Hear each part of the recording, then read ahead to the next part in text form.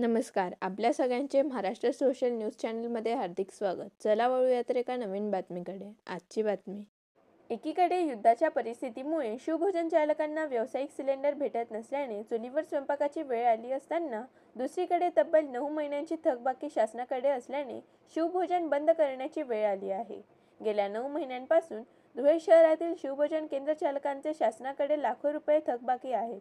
त्यामुळे दुहेरी संकटात शिवभोजन चालक सापडले आहेत. शासनाने शिवभोजन चालकांना बाकी असलेले अनुदान ताबडतोब द्यावं अशी मागणी शिवभोजन चालकांनी केली आहे.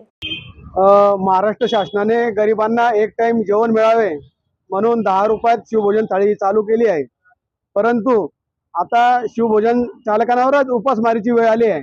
कारण शासनाने गेल्या 9 महिन्यापासून आमचे अनुदान दिलेले नाही आहे.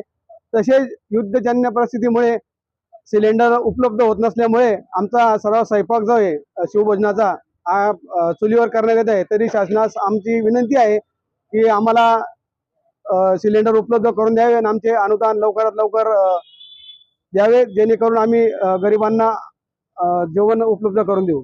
बातमी आवडल्यास चॅनलला लाईक व सबस्क्राईब करा व दररोज अशा नवनवीन बातम्या पाहण्यासाठी चॅनलला फॉलो करा. धन्यवाद.